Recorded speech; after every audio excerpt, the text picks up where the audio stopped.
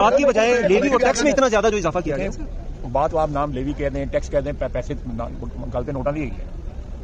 महंगाई जो है वो तो बात तो महंगाई की है, आप उसको जिस मर्जी तरीके से कहें। जो उसका जो फाइनेंशियल बर्डन है वो कहीं से तो ऑफसेट करना है, तो वो चाहे आप टैक्स से कर लें, चाहे लेवी से कर लें, चाहे किसी और को टेम्प्रेरी मेजर से कर लें। लेकिन ये एक ऐसा है मसला जो टेम्प्रेरी है, ये कुछ अल्लाह ना करे, कुछ जंग जो है परमानेंट तो नहीं, जंग जिस दिन लपेटी गई प्राइसेस नीचे आएंगी, और जो मुल्क दे भी सकते हैं तेल। सुन लिया आपने ये गुफ्तगू कि इन्होंने क्या कहा है। इनकी मजीद भी गुफ्तगू आपके सामने आगे रखता जाऊंगा। सबसे पहले जो आपके सामने रखेंगे वो वज़ीर-ए-आज़म शहबाज शरीफ के आज सुहेल आफरीदी से उनका टेलीफोनिक राब्ता हुआ है। बनू सूरत-ए-हाल पर तफसीली बातचीत की है। बनू में गुज़िश्ता रोज़ दहशतगर्दों के हमले से पुलिस एहलकार शहीद हुए थे। उस हवाले से वज़ीर-ए-आज़म शहबाज शरीफ ने सुहेल आफरीदी से टेलीफोनिक राब्ता किया है, जिस राब्ते के बाद सोशल मीडिया पर एक तूफान खड़ा हुआ। तरह-तरह के लोगों ने सवाल जवाब किए हैं और कई लोगों ने जो है सवाल जवाब उठाया कि क्या पाकिस्तान तहरीक इंसाफ और मुस्लिम लीग नून के दरमियान क्या बर्फ पिघलने लगी है? ये क्या मामला था, ये आपके सामने रखेंगे। दूसरी तरफ मौलाना फजल रहमान से कुछ नए सवालात जवाबात हुए हैं महंगाई को लेकर। उन्होंने क्या जवाब दिया, उनका आपको वीडियो भी सुनवाएंगे और आपको उन हवाले से बताएंगे कि किस तरीके से दौरा इमरान खान के दौरे हुकूमत में ये किस तरीके से पीडीएम के साथ मिलकर किस तरीके से एहतजाज करते थे और लोगों से सड़कें बंद करते थे। पार्लियामेंट हाउस, सुप्रीम कोर्ट पे किस तरीके से हमलावर हुए थे, वो सारी तफसीलात आपके सामने रखने के लिए जा रहा हूँ। दूसरी तरफ ख्वाजा आसिफ से सवाल हुआ महंगाई के हवाले से, तो उन्होंने क्या जवाब दिया हैरानकुन, वो भी आपके सामने रखेंगे। पाकिस्तान तहरीक इंसाफ के वर्कर अडियाला जाने के लिए तैयार है। बड़ा पावर शो और शूटडाउन होगा, देखते हैं कि आने वाले टाइम में क्या होते हैं। उसकी तफसीलात आपके सामने रखूंगा कि पाकिस्तान तहरीक इंसाफ ने क्या क्या तैयारियां की है। सबसे पहले जो आपके सामने रखते हैं वो आपके सामने मौलाना फजल रहमान के हवाले से रखते हैं कि जब इमरान खान दौरे हुकूमत में, जब पीडीएम के इत्तेहाद थी, तो उस वक़्त ये फुल उरूज पर थे और किस तरीके से ये हुकूमत बिलखुसूस इमरान खान के किस तरीके से वो उन हवाले से जो है ना वो बातचीत करते थे और सुप्रीम कोर्ट पर किस तरीके से जेयूआई के कारकुन हमलावर हुए थे और महंगाई के, जब उस वक़्त 150 रुपए पेट्रोल की लीटर था। लेकिन अब अगर देखा जाए, कंपेयर किया जाए, तो 150 से भी डबल हो चुका है और 400 तक पेट्रोल की कीमत पहुँच चुकी है। लेकिन अब तक मौलाना फजल रहमान खामोश है। सहाफ़ियों के हत्थे चढ़ा और सहाफ़ियों ने उनसे कई सवालात किए, जिस पर उन्होंने ऐसे जवाबात दिए जिसमें उन्होंने सबको हैरान कर दिया अपने जवाबात से। पहले जब पेट्रोल की कीमतों में या महंगाई के खिलाफ इन्होंने लॉन्ग मार्च करना हो या किसी के कहने पे लॉन्ग मार्च करना हो या किसी की सपोर्ट से ये लॉन्ग मार्च करना होता, तो ये सबसे आगे होते थे। लेकिन इस दफ़ा ये पीछे क्यों है? इसके चेहरे के तासुरात से इनकी वीडियो गुफ्तगू भी आपको सुनाऊँगा, जिससे आपको अंदाज़ा हो जाएगा कि किस तरीके से ये मायूस है। अब मौलाना फजल रहमान 2 जगह पे फँस चुका है। अब अगर वो एहतिजाज की तरफ जाता है, तो उस हुकूमत के साथ इनके अपने लोग भी बैठे हुए हुकूमत में। अगर हुकूमत के खिलाफ एहतिजाज करने जाता है, तो मौलाना फजल रहमान को भी काफ़ी मुश्किलात का सामना करना पड़ सकता है और अगर हुकूमत के खिलाफ नहीं जाता, तो इनके लिए जो है ना मीडिया जो है ना तलवारें लेकर खड़ा है। लेकिन देखते हैं कि इसमें और मौलाना फजल रहमान आने वाले टाइम में क्या फैसला कर सकता है। इन्होंने अभी मीडिया वालों को किस तरीके से उनसे बातचीत की और उनसे अपनी जान छुड़ाने की कोशिश की, पहले ज़रा वीडियो क्लिप देखें।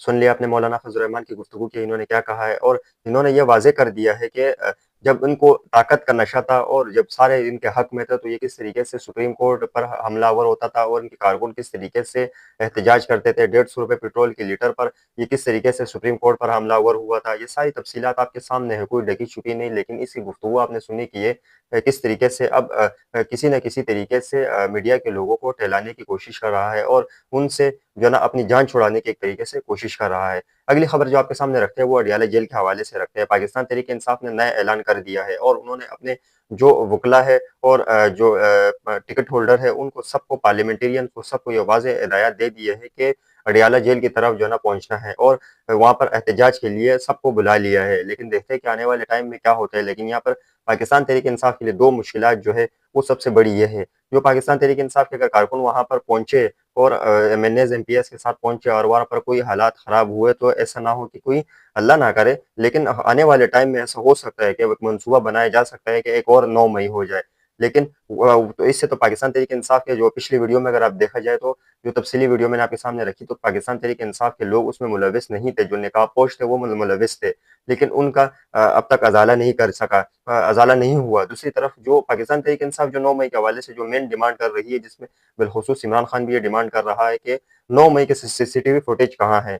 लेकिन अगर अडियाला जेल की तरफ सारे आ रहे एमएनएज एमपीए, अगर कोई नहीं आया तो उनके लिए भी एक वाज़ेह हिदायत है, अगर कोई नहीं आया तो उनके खिलाफ उनका नाम जो है ना पब्लिक किया जाएगा और उनको ये बताया जाएगा कि फलाना बंदा अडियाला जेल नहीं पहुंचा, तो इस पर कोई रियायत नहीं बरती जाएगी। दूसरी तरफ अगर देखा जाए कि अडियाला जेल की तरफ अगर लोग इस दफ़ा पहुंचेंगे तो क्या पुलिस के साथ उनका मुकाबला होगा या नहीं? लेकिन कोशिश तो ये है कि बिलख़ुसूस जो लोगों ने बुलाया, जो पाकिस्तान तहरीक-ए-इंसाफ ने पार्लियामेंटेरियंस को बुलाया है और पाकिस्तान तहरीक-ए-इंसाफ के वकला, एमएनए, एमपीए और जो इमरान खान के नाम पर अब इस वक़्त ओहदेदार है, तो उनको जो है ना बुलाया गया है अडियाला जेल की तरफ। लेकिन देखते हैं कि इनको साथ पुलिस किस तरीके से निपटती है, क्या इस दफ़ा इमरान खान से मिलने की इमरान खान से उनकी बहनों को मिलने की इजाज़त मिलती है या नहीं? देखते हैं कि आने वाले टाइम पे क्या होता है। लेकिन जिस तरीके से जो जिन्होंने तैयारी की हुई है पाकिस्तान तहरीक-ए-इंसाफ से, तो ऐसा लगता है कुछ बड़ा होने के लिए जा रहा है।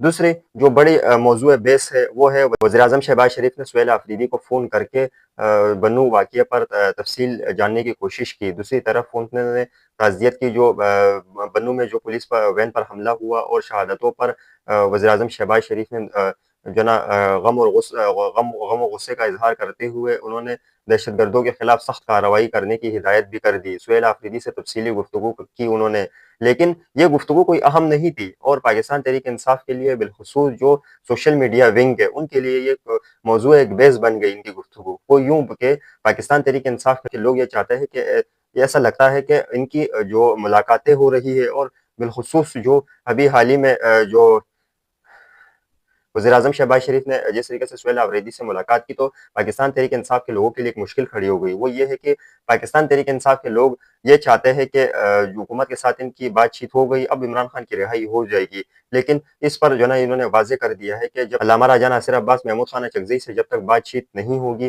तो तब तक मामलात आगे नहीं बढ़ सकते। लेकिन ये मौज़ूए बहस सबसे ज़्यादा ये चीज़ बन गई कि केपी में बड़े ऐसे हादसात हुए, लेकिन उस वक़्त वज़ीर-ए-आज़म शहबाज शरीफ को ख़याल नहीं आया कि सुहेल आफरीदी को फ़ोन करूँ, तो अचानक बन्नू के वाक़ये पर किस तरीके से वज़ीर-ए-आज़म शहबाज शरीफ को ये ख़याल आया।